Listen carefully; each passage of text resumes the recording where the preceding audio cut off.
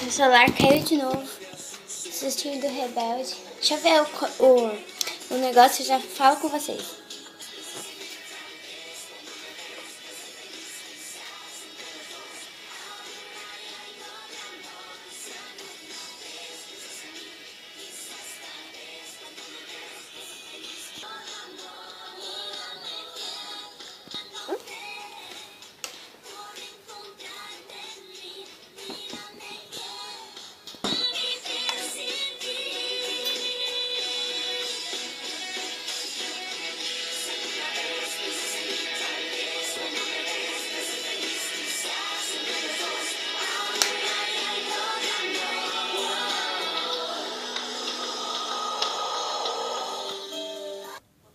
Pronto, então vamos continuar esse vídeo. Eu pareci uma doida cantando Rebelde, só que eu não tava cantando, tava gente que tava cantando. Então vamos continuar. Vou mostrar pra vocês o que tem nesse meu porta-negocinhos. Eu não sei o nome dele, acho que é porta-gavetas. Eu acho. Meu celular para de pitar. Então, aqui nessa primeira gavetinha não tem muita coisa. Então, gente, aqui está o Miguel de novo em mais um vídeo. Então, na primeira gavetinha eu tenho essas xuxinhas. Essa xuxinha. Eu tenho essa. Oh, Miguel, não mexe. Eu não tenho muita coisa porque eu ainda vou comprar mais coisa. Tá.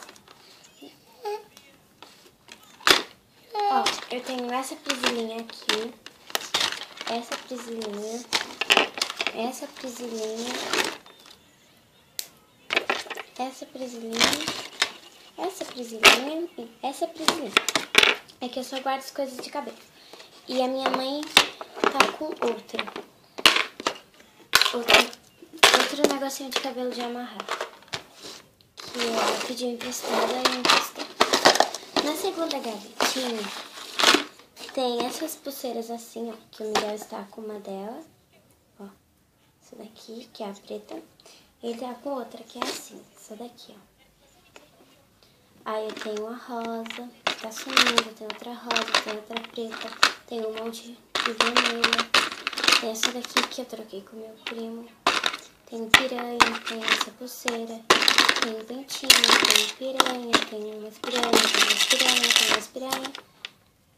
E eu tenho mais piranha. Mexe não, amiga. Minha vez. Oi. Mãe. Aí. Oi. Papai. É. Papai.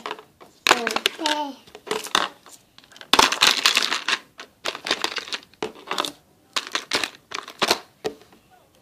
Oiê.